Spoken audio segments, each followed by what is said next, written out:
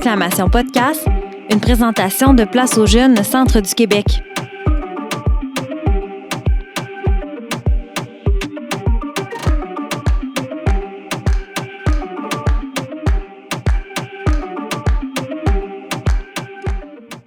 Donc, bonjour et bienvenue à ce premier épisode d'Exclamation Podcast, un balado par Place aux jeunes, Centre du Québec. Je suis Audrey, une de vos animatrices, et je suis accompagnée d'Angéline. Bonjour. Et aujourd'hui, nous avons notre première invitée qui est Ève Champagne. Ève est directrice générale au Service intégré pour l'emploi à Victoriaville. Donc, Ève, merci beaucoup d'avoir accepté notre invitation à participer à notre podcast. Bien, ça me fait plaisir. Bien, avant de rentrer dans le vif de la discussion, je tiendrais à préciser pourquoi on a souhaité t'inviter, Ève, comme première invitée. En fait, moi et Ève, on se connaît. J'ai eu la chance et le privilège de travailler avec Ève l'année dernière, en 2019. À ce moment-là, j'occupais un emploi à la MRC d'Arthabasca pour un projet régional et j'étais sous la supervision de Ève, qui était directrice des communautés pour la MRC à ce moment-là. Et puis, dans le cadre de ce projet-là, on a eu la chance, en tout cas, moi, je considère qu'on a eu la chance de faire plusieurs voyages en voiture et de discuter de tout et de rien. Et j'ai toujours trouvé, Ève, que c'était vraiment très intéressant de t'entendre parler de tes expériences, de ton parcours. Et quand on est venu à mijoter cette idée de podcast-là, ton nom est un des premiers qui m'est venu en tête. Donc, c'est pour ça qu'on souhaitait t'inviter aujourd'hui puis qu'on est bien heureux de te recevoir. Bien, c'est gentil. C'est vrai que j'ai tendance à parler beaucoup. Donc, j'en ai peut-être dit beaucoup en voiture aussi. Mais c'est tout à fait merveilleux parce que tu as des choses très intéressantes à dire. Puis justement, moi, ce qui m'a toujours fascinée particulièrement, c'est que tu as ton parcours professionnel, tu as occupé des postes de direction, mais à la base, tu as une formation en arts visuels Oui. et tu continues de pratiquer la peinture et différentes formes d'art. Fait que moi, j'ai toujours trouvé ça très fascinant de voir comment tu as passé d'arrêt des études en art à finalement le parcours professionnel que tu as eu. Bien, en fait, moi, je suis le genre de personne qui s'intéresse à tout.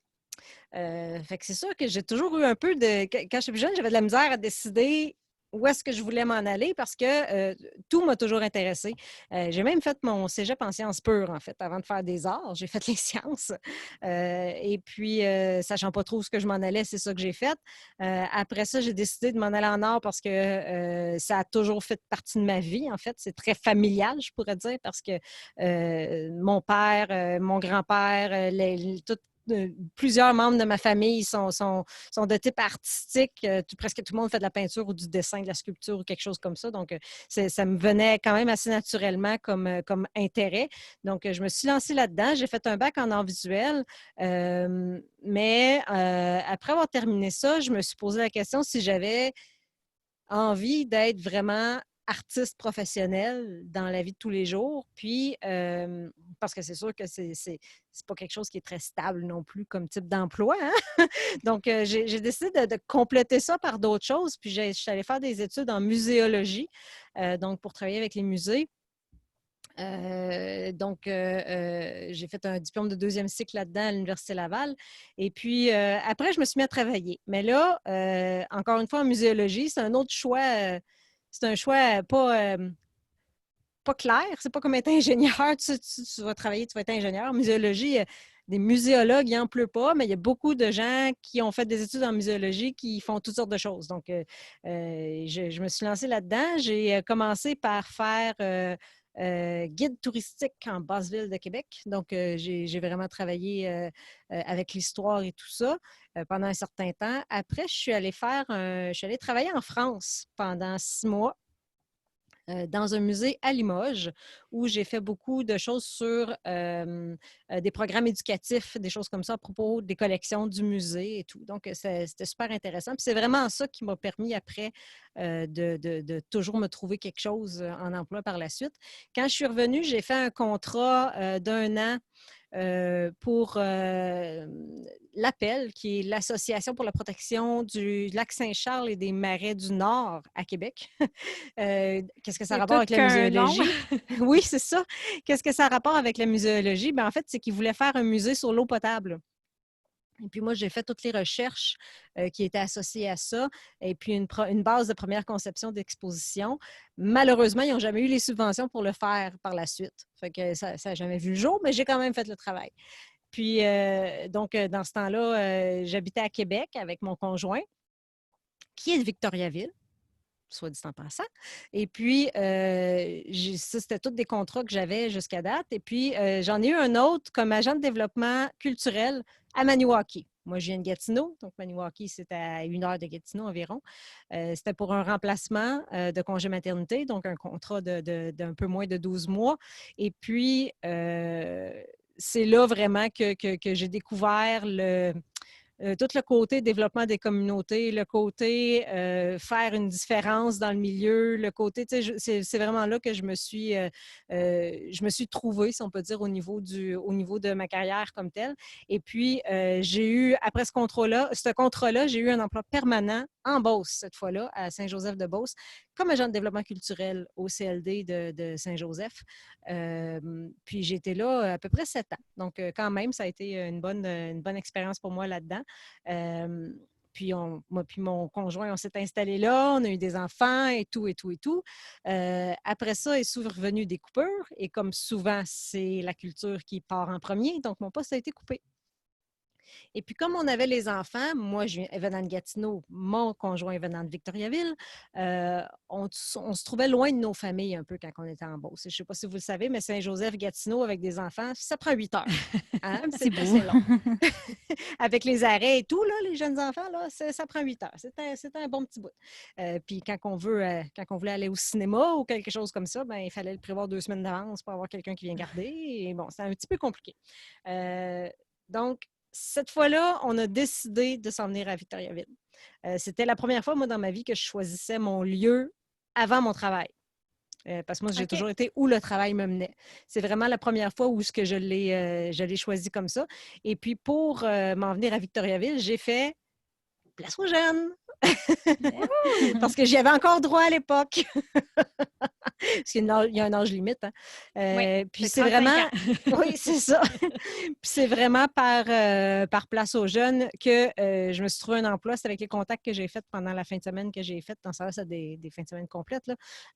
Puis je me suis ramassée à la direction de la télévision communautaire des Bois-Francs. En fait, quand on a déménagé à Victoriaville, je m'étais dit, moi, que j'étais faite pour la direction.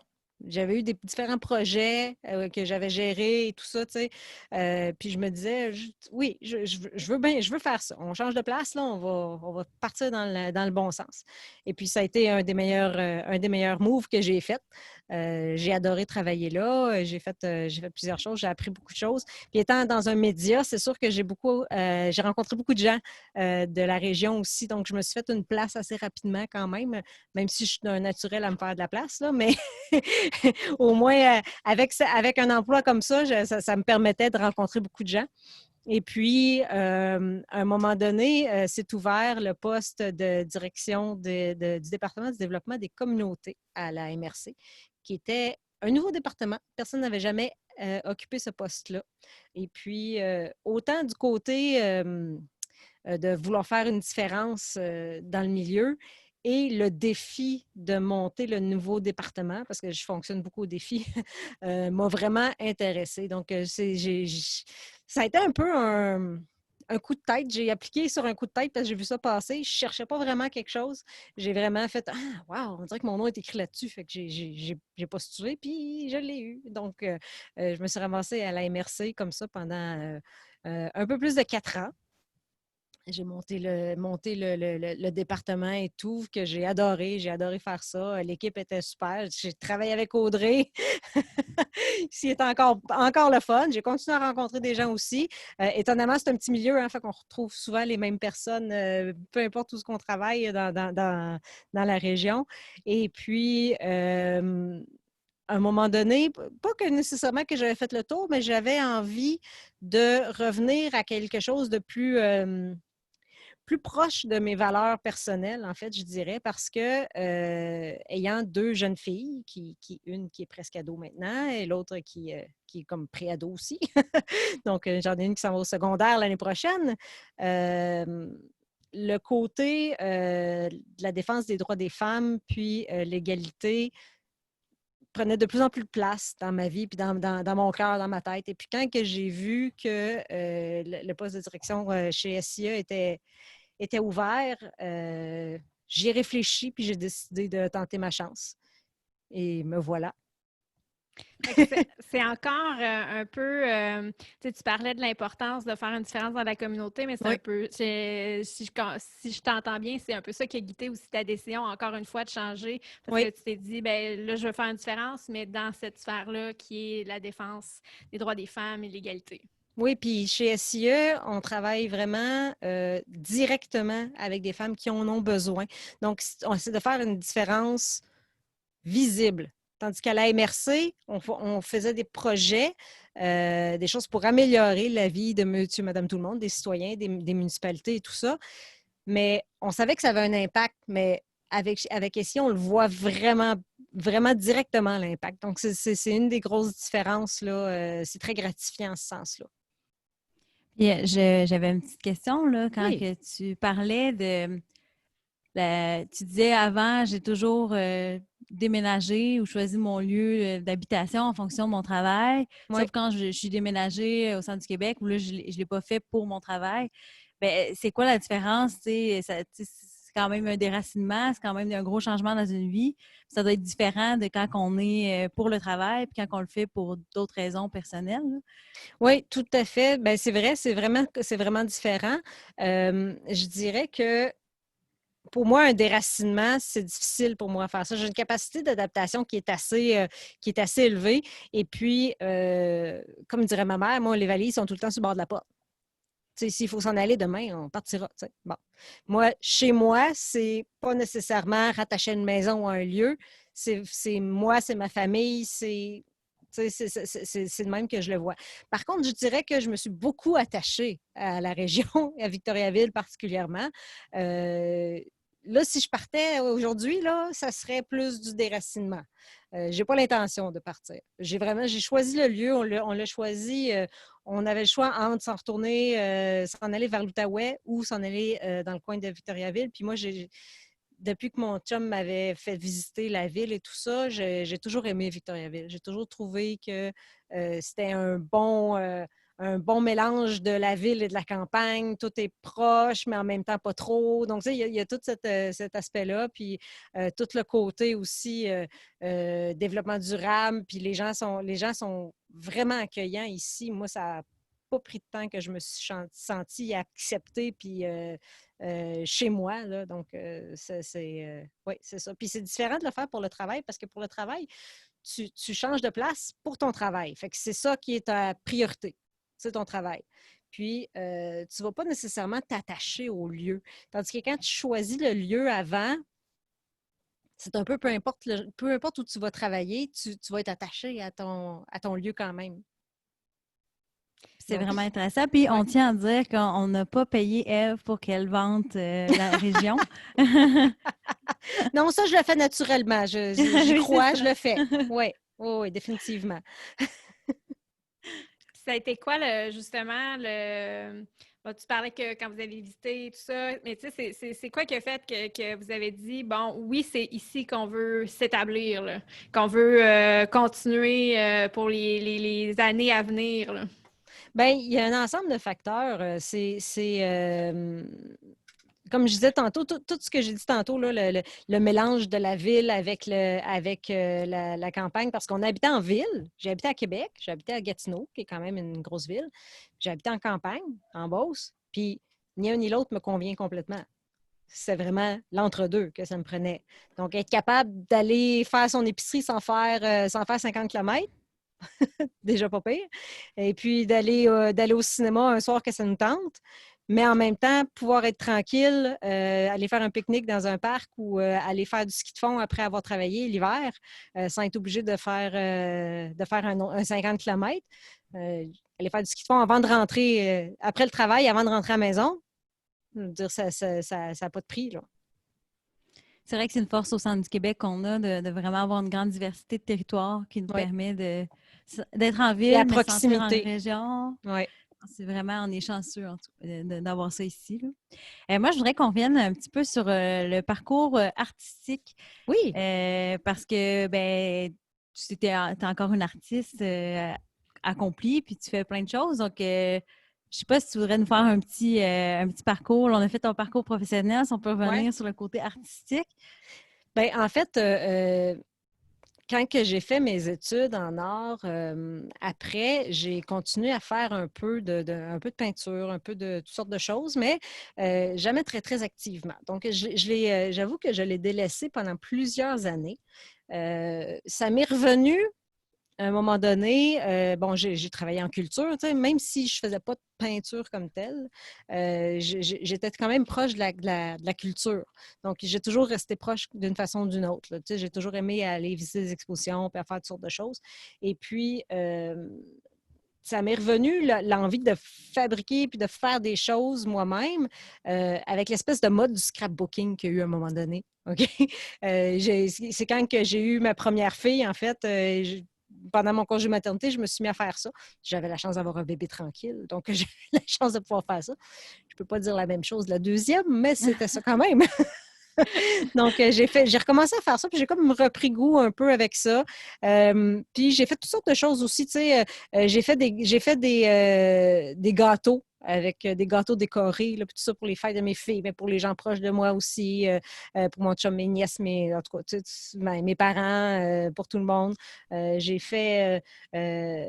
toujours continué comme ça. J'ai fait du tricot, j'ai fait tout ce qui demande de la création, m'intéressait et tout ça. Puis, depuis, je dirais 3-4 ans à peu près, j'ai recommencé à faire plus de l'art comme tel, comme on dit.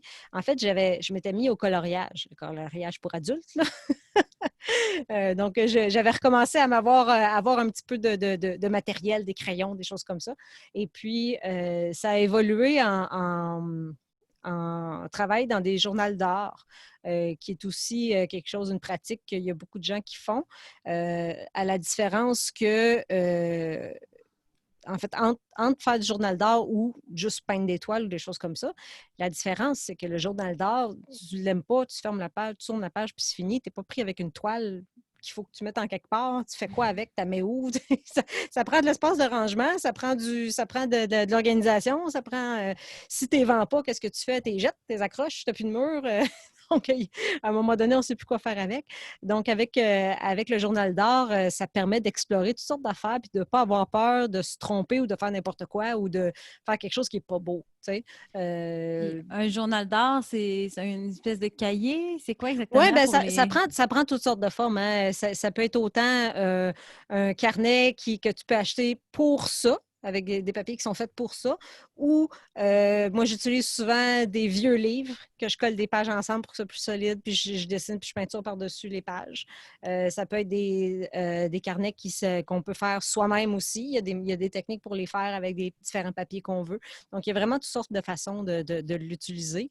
D'ailleurs, je donne des ateliers d'introduction au journal d'art chez moi, dans mon atelier. Quand que les confinements seront terminés et tout ça, là, je recommencerai. Là. Mais j'ai déjà donné quelques ateliers, puis justement sur le journal d'art. Et puis ce qui est le fun avec ça, c'est que tout le monde peut le faire, là. C'est pas mais je sais pas dessiner, mais c'est pas grave, ça. C'est pas grave si tu sais pas dessiner. C'est pas ça qui est important dans le journal d'art. Puis un atelier de journal d'art, ça se déroule comment? Qu'est-ce que tu enseignes aux gens à l'intérieur de ces ateliers-là? Bien, c'est une journée complète, un samedi habituellement là, ou un dimanche. Là. C'est vraiment une journée complète. C'est intense. Là. C'est une introduction, mais c'est intense. Ce que j'enseigne, c'est une espèce de... C'est une technique en 10 étapes pour faire des pages. Dans le fond, les gens qui viennent ici vont faire 10 pages dans leur journée, 10 pages de journal d'art qu'on va relier à la fin de la journée.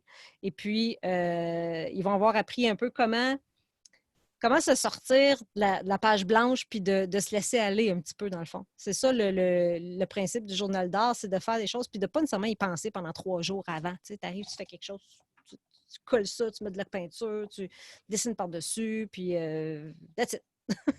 Le Donc, laisser aller dans oui, l'art. c'est ça. C'est vraiment de faire sortir la créativité qu'on peut avoir. Puis c'est à ça que ça sert, dans le fond, le journal d'art. Il y a beaucoup de monde qui écrivent aussi beaucoup dans le journal d'art, un peu comme des journaux intimes, des choses comme ça. Moi, moins un peu, mais ça peut m'arriver quand même. Et puis, tu sais, tout le monde le prend comme ils veulent. Là. C'est pas, il n'y a pas de règles. Il y a beaucoup de gens qui posent cette question-là. Ouais, mais ça marche comment le journal d'art? Ben, tu prends un livre, tu fais ce que tu veux dedans. En gros, c'est ça. Il y a certaines affaires qu'il faut que tu saches comme. Puis de toute façon, même si tu ne le sais pas, tu vas l'apprendre. C'est le type de médium sur du papier glacé, mettons, ou qu'est-ce qui te traverse si tu ne veux pas que ça le fasse, tu sais, des choses comme ça. Mais sinon, tu peux quand même tout l'explorer puis le découvrir par toi-même. Voilà. C'est vraiment. Moi, ce qui m'impressionne aussi là, dans ce que tu nous expliques, c'est que tu as vraiment un mariage parfait, un équilibre parfait entre un côté artistique super développé, puis en même temps un côté pratique, tu sais, vraiment tu sais, coordonné, organisé. Tu sais, au début, quand tu t'es remis un plus à l'art, tu sais, c'était des scrapbooking, c'était du tricot, c'était des choses, des desserts pour les enfants, des trucs très pratiques, là, très Mhm. concrets. Puis au fil du temps, vraiment un équilibre, une parfaite harmonie entre le côté plus pratique, plus cartésien, si on veut, un côté artistique aussi qui est super développé, puis le laisser aller. Là, je trouve ça vraiment impressionnant d'arriver à tenir un équilibre comme ça. Je ne sais pas si ça a tant de mérite que ça, parce que, en fait, je l'ai dit au début, je t'intéressais à toutes sortes d'affaires. Hein. Puis, mon côté créatif a toujours été là. Puis même dans mon travail, même si j'ai un travail de direction puis en gestion, reste que trouver des nouvelles façons de faire, puis c'est aussi un côté créatif. Donc, il a toujours été là. Et puis, j'ai juste besoin de l'exprimer autrement. Puis c'est pour ça que je fais de l'art, dans le fond. Fait que c'est pas... je pourrais pas dire qu'il y a vraiment beaucoup de mérite à cet équilibre-là. Je pense que si je l'avais pas, je serais pas équilibrée comme personne. J'aurais peut-être des problèmes. Parce qu'en fait, j'en ai besoin pour mon équilibre mental. Puis c'est sûr qu'à force d'en faire, mais là, j'ai revenu l'envie de faire des tableaux. Donc, j'ai recommencé à en faire un peu. Puis là, à un moment donné, ben, je le disais tantôt, la question revient, qu'est-ce que je vais faire avec tout ça? Puis moi, ben, de l'art, c'est fait pour être vu. C'est pas fait pour laisser dans le sous-sol chez quelqu'un. Donc, j'ai commencé à faire des démarches cette année, en 2020. En fait, c'était pas mon objectif, mais mon défi de l'année, c'était sortir de mon sous-sol, sortir mes tableaux de mon sous-sol. J'étais bien commencé avant qu'il y ait une pandémie. Mais c'est pas grave, c'est juste remis un peu plus tard. Mais j'ai eu mes œuvres ont été exposées tout le mois de mars au Farniente au centre-ville de Victoriaville. C'est sûr que jusqu'à ce que ça ferme. Et puis, je me suis joint aussi à une exposition des membres de la galerie Atoll Art Actuel, qui est aussi au centre-ville de Victoriaville. Donc, j'ai eu une œuvre qui est exposée là. D'ailleurs, j'ai été recrutée pour faire partie du CA d'Atoll aussi maintenant. Donc, je suis au conseil d'administration, puis je m'implique un peu plus de cette façon-là aussi. Donc, ça me permet de côtoyer d'autres artistes aussi en même temps, puis de trouver de l'inspiration ailleurs aussi, puis de sortir de mon sous-sol.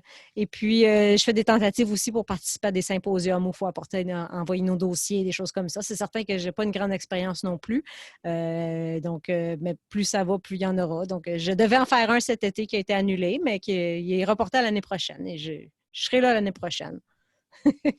Puis, par curiosité, là, ça a duré combien d'années ou le moment où tu t'es remis à peindre vraiment des tableaux et le moment où tu sors du sous-sol, là, ou que tu dis, ah, je Ouais. vais les exposer? Bien, ça s'est fait. J'ai recommencé à peindre des tableaux en 2019. Donc, ça a vraiment été. Ça s'est fait dans l'année, là. J'ai commencé à en faire juste parce que j'avais envie de voir qu'est-ce que ça donnait. On a aussi. Ça va sonner drôle, mais on a refait notre salle de bain chez nous. Et puis, il manquait quelque chose au mur. Définitivement. J'ai regardé un petit peu dans les places qui vendent des affiches, des toiles, des affaires comme ça. Tu sais, qu'est-ce qu'on pourrait bien mettre dans la salle de bain? Puis tout. En même temps, je ne veux pas acheter une œuvre à 2000 $ pour mettre dans la salle de bain non plus. Donc, là, c'est mon chum qui m'a regardé. Il dit, Ève, fais-la donc. Genre, ouais, OK. Oui, il va avoir les couleurs que tu veux, il va avoir tout. Fait que j'ai commencé à penser à ça. J'ai acheté ce qu'il me fallait pour le faire, puis je me suis lancée, puis je l'ai fait. Donc, ça a commencé comme ça, en fait. Tout simplement. Puis là, ben, avec la pandémie puis tout ça, ben, j'ai fait des ateliers en direct sur ma page Facebook, ma page d'artiste, là, Artev, A-R-T apostrophe Eve. Donc, j'ai fait quelques ateliers en direct. J'en ai fait 3, je pense, que les gens ont apprécié. Il y a des gens qui m'ont... C'est le fun parce que les gens m'envoient les choses qu'ils ont faites pendant mon atelier après. Fait que c'est vraiment le fun. Après ça, j'ai ouvert mon site Internet. J'ai profité de la pandémie pour faire ça aussi. Puis, j'ai tout récemment lancé ma boutique Etsy aussi. Donc, en espérant que ça va donner des choses. J'ai commencé, j'ai vendu une toile pour l'instant dans l'exposition que j'ai faite pendant au Farniente. Sinon, j'ai quand même deux amis qui me n'ont commandé une, donc que j'en ai donné quelques-unes aussi. Et puis, avec la boutique Etsy, ce que je veux faire, c'est je veux essayer de faire des produits dérivés, comme on dit. Donc, j'ai trouvé des endroits où on peut faire imprimer des choses sur des carnets, des sacs, des vêtements, des sous-vêtements, des tucs, des bottes. Il y a toutes sortes d'affaires qu'on peut faire, là, des coussins. Donc, je tente ma chance là-dessus un peu, voir qu'est-ce que ça va donner. Puis, j'essaye de voir... je devrais recevoir une commande bientôt, donc je vais commencer à afficher mes choses sous peu. Donc, Excellent. On voit quand même, à travers tout ça, il y a quand même un côté entrepreneur définitivement. qui est là, ouais. C'est sûr. Moi, j'allais ajouter que pour nos auditeurs et auditrices qui seraient intéressés d'aller voir ce que Ève fait et qui auraient peut-être envie d'aller faire un tour sur sa boutique Etsy, les liens seront dans les notes de l'épisode. Donc, vous aurez simplement à aller les consulter et vous pourrez aller jeter un œil à tout ça. Merci. Puis d'ailleurs, tu as mentionné que tu es maintenant sur le CA d'Atoll. Oui. Et je me demandais, est-ce que tu pourrais nous parler un peu, parce que là, par exemple, tu as été à Québec quelques années. En région, le milieu culturel, ça se compare comment à des plus grands centres métropolitains, par exemple? Bien, à la base, c'est la même chose. La différence, c'est la concentration. C'est la quantité. Donc, c'est certain qu'en région, il y a moins d'artistes et il y a moins de place pour exposer aussi. Par contre, il y a des artistes de très grande qualité qui sont ici, définitivement, mais c'est certain que ceux qui font vraiment une carrière comme artiste, il y en a beaucoup qui finissent par s'exiler à Montréal ou à Québec ou plus vers les grands centres. C'est sûr parce que c'est là que les centres d'exposition sont. Sinon, il y a quand même la possibilité, il y en a plusieurs qui le font quand même ou qui sont représentés dans des galeries marchandes ailleurs. Donc, leurs œuvres sont présentées ailleurs. Ils font aussi des expositions, pas nécessairement juste dans la région, mais ailleurs aussi. Donc, il y en a plusieurs quand même qui réussissent à faire leur vie avec ça, définitivement. C'est sûr qu'il y a souvent un à côté, comme des formations ou un petit commerce ou quelque chose un petit peu à côté pour donner un coup de main. Mais c'est quand même possible de le faire. Et puis, moi, je trouve qu'ici, c'est très dynamique. Ce qui est plus dommage, je pense, c'est que la culture, c'est vraiment... Les arts, la culture, c'est vraiment le secteur le plus pauvre au Québec. Définitivement. Quand on dit que le milieu communautaire, c'est pas un milieu qui est bien riche, mais la culture est en dessous encore. L'avantage en région pour les artistes, c'est que c'est un petit milieu, donc on se fait connaître plus rapidement, plus facilement par les gens qui font des projets, qui ont besoin d'artistes, par exemple, les gens de la ville, les gens de la MRC, par exemple. Quand il y a un projet, puis qu'il y a un artiste, on cherche un artiste pour faire quelque chose de précis, bien, habituellement, on a déjà un nom en tête. On se dit, un tel, oui, lui, il fait quelque chose dans ce genre-là, puis ça devrait être une bonne personne pour ça. Puis je me demande, est-ce que le fait que avec ça fait quand même un bout que les réseaux sociaux existent, puis tout ça, mais je sais pas si dans les prochaines années, ça pourrait peut-être contribuer à changer un peu ça, que c'est plus évident là, d'exposer ses œuvres en virtuel. Je me dis Ça, peut-être que ça peut avoir une influence ou... oui, c'est sûr que ça en a déjà une. Il y a des artistes qui font des choses qui sont presque exclusivement virtuelles. Donc, qui se font sur les réseaux sociaux, des choses comme ça. Il y en a. C'est pas la majorité encore, là. Mais je sais pas, honnêtement, je ne sais pas comment que ça va évoluer de ce niveau-là. C'est certain que l'état actuel avec la pandémie, tout ça, les expositions, les symposiums, les choses qui ont arrêté, qui ont été reportées ou annulées, ça fait réfléchir probablement beaucoup d'organismes ou beaucoup de centres d'exposition sur comment est-ce qu'on pourra présenter les choses. Puis pour un artiste, moi c'est quelque chose qui va me toucher tant que ça parce que je gagne pas ma vie comme artiste. Moi, c'est un à côté. Je dis souvent, je prépare ma retraite. Hein? C'est un peu ça que je fais. Mais ceux qui vivent de ça, c'est pas évident pour un acheteur, à part quelqu'un qui s'y connaît beaucoup, d'acheter une œuvre d'art sur Internet. Tu sais, il faut la voir. Il faut se donner une idée. Mais d'un autre côté, qui aurait pensé un jour qu'on achèterait des vêtements sans les essayer sur Internet? Tout à fait. Donc, tout se peut encore, là. On n'est peut-être juste pas encore rendu là Oui, ben dans c'est notre ça. mentalité. Puis Ça se fait quand même un peu. Il y a quand même beaucoup d'art qui se vendent sur Etsy. Pas pour rien que c'est là que j'ai mis ma boutique aussi. Il y a quand même beaucoup de choses qui se vendent quand même là-dessus. Il y a des artistes qui ont déjà une renommée.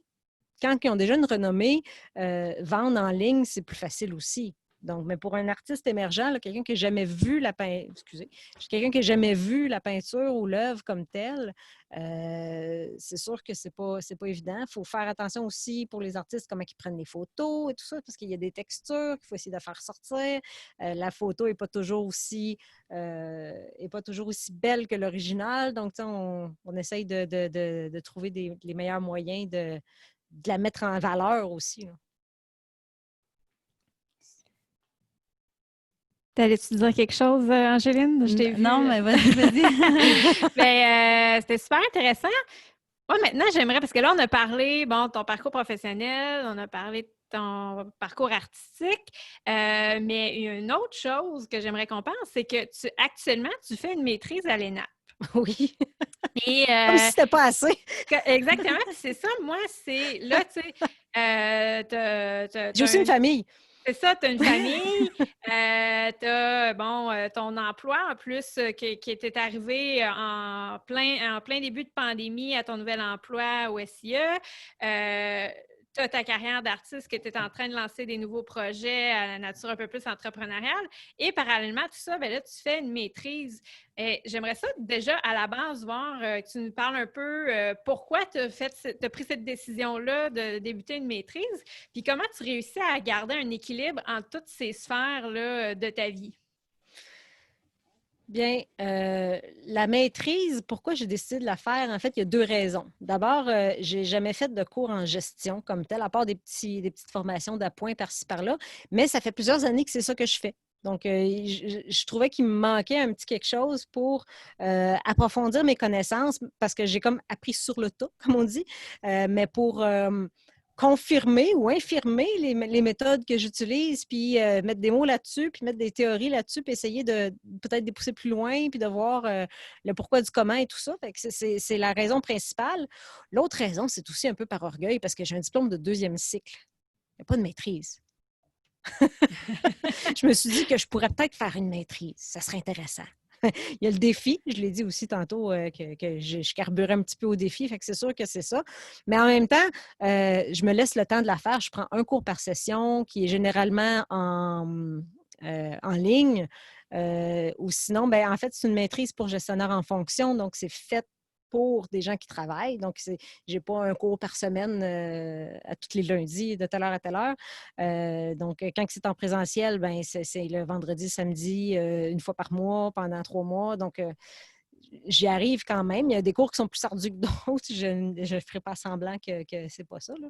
Mais je trouve ça intéressant, fait que j'arrive à le faire quand même. Puis pour l'équilibre, je me suis fait poser souvent la question, puis j'ai pas toujours su quoi répondre, mais il y a un principe, il y a une chose qui a changé dans ma vie au cours des dernières années, en fait.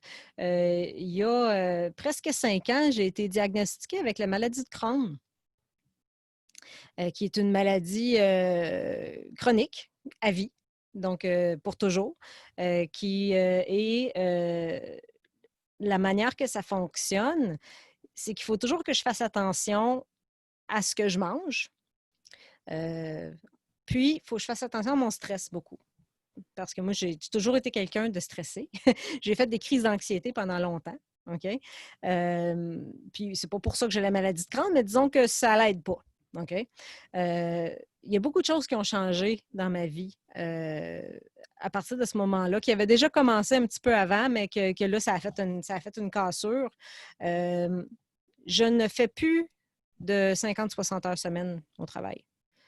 C'est un changement de priorité, en fait. C'est que oui, j'adore mon travail. Je continue à adorer mon travail. Ça se peut qu'il y ait une semaine, une fois de temps en temps, que je fasse plus d'heures que d'autres parce qu'il y a quelque chose qu'il faut faire puis que c'est un rush, c'est tout à fait normal. Mais je connais beaucoup de gens qui prennent le beat du 50-60 heures semaine. Puis non, moi, j'ai dit non, plus ça. Je le ferai plus. Parce que ça me stresse, je viens fatiguée, puis j'ai besoin de toutes les autres sphères dans ma vie pour mon équilibre. Fait que c'est pas tant d'avoir trouvé l'équilibre entre tout ça, c'est que tout ça me permet de le garder, cet équilibre. Donc, j'ai du temps pour mes enfants, j'ai du temps pour la famille, j'ai la chance aussi d'avoir un conjoint qui est, contrairement à plusieurs, à d'autres, qui est très impliqué aussi avec les enfants, puis qui fait pas non plus, qui a aussi la même perception des choses, qui fait pas non plus de 50-60 heures par semaine. Donc, on passe du temps en famille, je passe du temps dans mon atelier, je fais mes affaires, je fais mon université, je me donne des heures la fin de semaine, de telle heure à telle heure, je fais ça. Donc, ça vient naturellement parce que j'ai besoin de tout ça, en fait. Tu as appris à compartimenter par la force des choses j'ai plusieurs intérêts, j'ai plusieurs activités que je veux maintenir. Oui. Tu n'as comme pas le choix, là, en fait, là, de dire, bon, je vais mettre tant d'heures sur ça, tant d'heures sur ça. Puis Tout c'est à ça qui te fait. permet de continuer puis de ne pas être épuisé par tout ça. Là, parce que c'est impressionnant quand même. Là. Puis à travers tout ça, il faut se garder en santé. Fait qu'il faut aussi faire un peu de sport. Fait que je fais de la course. À En travers plus tout de ça, ça. perdu. Pas à temps perdu, non, il faut que je le cédule parce que celui-là, sinon, non, c'est pas à temps Il est perdu. il est moins évident. Non, c'est ça, c'est pas à temps perdu. Mais en fait, il y a pas grand-chose qui est à temps perdu, honnêtement, là. Pas que ma vie est réglée, puis que j'ai pas de place dans l'imprévu, puis quoi que ce soit, puis pas je me dis de telle heure à telle heure, je fais telle chose. Non, c'est pas vraiment ça, mais tu sais, c'est comme, quelle heure qui est, là? Ah, il est 7h30. Souper est fait, tout est fait. Les enfants, ils sont prêts à aller se coucher. C'est sûr que mes enfants sont plus vieux aussi maintenant, donc ils sont un peu plus indépendants. Ils ont plus 5 ans, là, donc c'est pas la même chose. Bon, ben OK, moi, je vais descendre de mon atelier. Moi, puis quand les enfants vont se coucher, ils descendent, puis ils viennent me dire bonne nuit, puis après ça, ils vont se coucher. Donc, je trouve le moyen de faire ça. Puis si c'est pas mon atelier, ça va être j'ai de la lecture pour l'université à faire. Je vais faire des choses comme ça, là. C'est quand même impressionnant d'arriver à faire tout ça, là, de compartimenter tout ça. Moi, je trouve ça drôle que les gens trouvent que c'est impressionnant parce que moi, je trouve que ça va sous le sens des choses. Si on parle de conciliation travail, vie personnelle, OK? Tu peux pas faire ça si tu travailles 60 heures dans ta semaine. Tu n'as plus de temps pour ton personnel. Tu n'en as plus. Oui, peut-être quand tu commences ta carrière ou quelque chose comme ça, il y a des fois, puis il y a des moments où tu peux t'investir plus que ça. Mais puis plus tu en fais, plus tu es amené à en faire aussi au niveau du travail. Donc, pour moi, c'est une question de priorité. Il y aurait un dernier élément que j'aimerais qu'on discute. C'est qu'en plus de tout, comme tu l'as dit, tu t'intéresses à tout, mais tu as une grande passion pour la musique. Et, pas la jouer, pour l'écouter. Ouais. Puis tu as quand même voyagé pas mal aussi. Fait que je ne sais pas si tu peux nous dire quelques mots là-dessus. Oui, je suis une grande fan de musique rock et de spectacle rock particulièrement.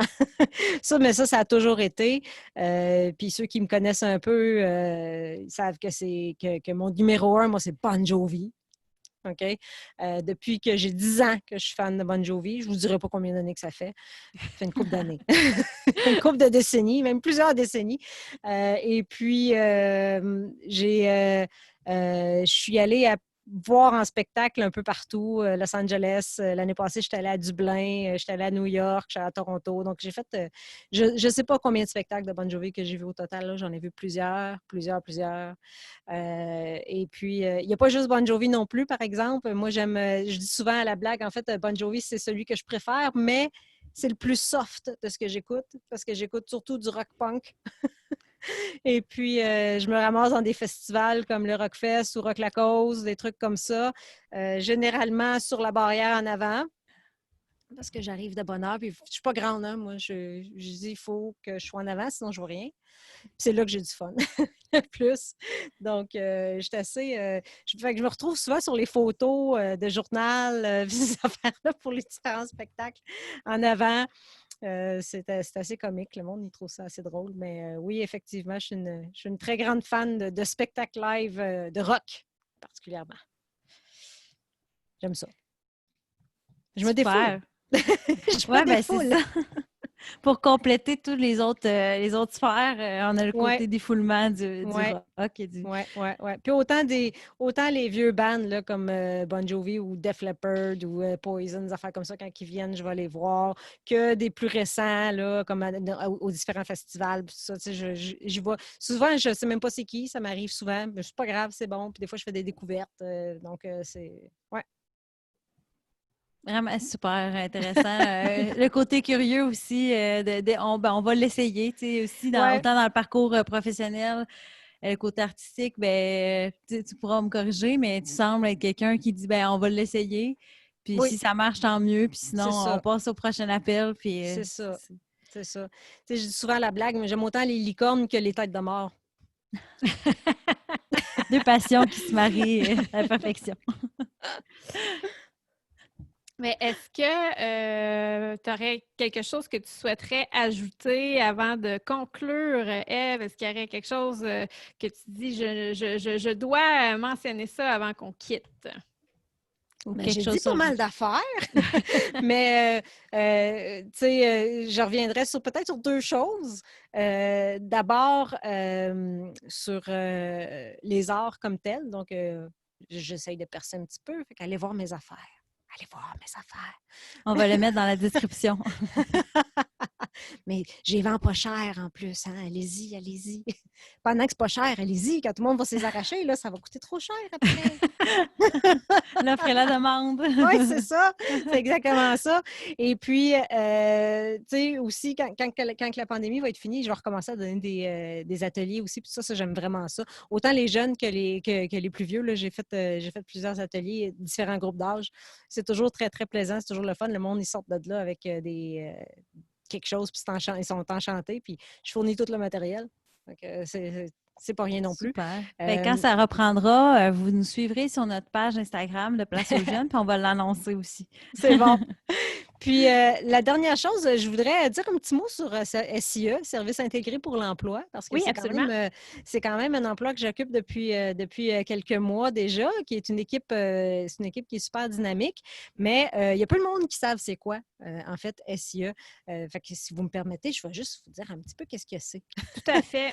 Mais en fait, c'est un organisme sans but lucratif qui aide les femmes qui sont éloignés du marché du travail dans leur recherche d'emploi ou dans un retour aux études. Donc, vraiment, pour ramener de l'autonomie aux femmes qui ont de la difficulté à aller l'atteindre. Autant des femmes qui sont éloignées du marché du travail parce qu'ils sont monoparentales, parce qu'ils vivent des situations de pauvreté, parce qu'ils ont eu des enfants puis ils ont resté à la maison pendant plusieurs années, puis là, ils veulent faire un retour. Il y a plusieurs situations qui peuvent faire en sorte qu'une femme est éloignée du marché du travail. Puis l'approche est différente parce qu'on a vraiment une approche spécifique femme, donc qui n'est pas tout à fait la même que pour les hommes, qui peut être différent. C'est sûr qu'on essaie aussi d'améliorer la situation pour ce qui est des métiers non traditionnels, des choses comme ça. Donc, on fait beaucoup de choses dans ce sens-là, mais on peut aller aussi vers, on va vers où la femme, la cliente qu'on a souhaite aller aussi. Donc, on va vraiment avec ses besoins. Donc, on est dans la MRC d'Arthabasca, dans la MRC de Nicolet-Yamaska, dans la MRC de Bécancour. Donc, on a quand même 3 points de service. Puis, c'est très intéressant pour les femmes qui ont de la misère à se trouver de l'emploi. Mais les employeurs peuvent aussi nous contacter parce qu'on organise aussi des stages avec les employeurs, donc dans un contexte qui, avant pandémie, qui était manque de main-d'œuvre, qui après pandémie, on ne sait pas trop qu'est-ce que ça va avoir l'air encore, mais les employeurs peuvent passer par nous aussi, puis c'est tout à fait gratuit. Nous, c'est un organisme sans but lucratif, donc on est financé par Emploi Québec pour faire ce type d'intervention-là. C'est vraiment un service qui est personnalisé pour les femmes individuelles. Oui, avec des conseillers en orientation et puis on fait passer différents petits tests pour savoir comment les orienter en fonction de ce qu'ils ont besoin. On les aide à préparer leur CV, à chercher de l'emploi, à trouver des employeurs, à améliorer leurs compétences dans différentes sphères selon leurs besoins. Donc, c'est vraiment très, très personnalisé. On les accompagne du début à la fin. Bien, merci beaucoup de la précision parce qu'effectivement, on a parlé du SIE en début d'entrevue, mais on n'a pas été en profondeur sur qu'est-ce que vous faites dans les services intégrés pour l'emploi. Et on va inclure également le lien vers le site web du SIE dans les notes de l'épisode. Donc, nos auditrices et nos auditeurs pourront aller consulter, voir un peu plus en détail c'est quoi les services que vous offrez, puis comment vous contacter aussi aux besoins. Oui, parfait. Merci beaucoup. Bien, merci. Bien, merci puis à en toi. terminant, je vais juste faire un petit mot aussi pour dire que si vous connaissez quelqu'un qui est intéressé à s'installer au centre du Québec, n'hésitez pas à faire appel à Place aux Jeunes. On est là pour ça. Vous avez besoin d'aide pour vous trouver un emploi, trouver un logement, trouver une garderie ou vous trouver des activités. L'équipe à Place aux Jeunes, Centre du Québec, on est là pour vous. On est là pour vous donner du service aussi personnalisé. Donc, n'hésitez pas à consulter notre site web qui sera aussi en barre d'informations. Puis, ou nous contacter directement. Puis, on est là pour ça. Place aux jeunes, c'est un service pour les jeunes diplômés de 18 à 35 ans. Donc, c'est pour vous. N'hésitez pas à nous contacter. Il va y en avoir de l'information. Ça va être un beau roman. Ça va être bien rempli. Bien, merci beaucoup, Ève. Bien, merci de m'avoir invitée. Vraiment, c'était très agréable.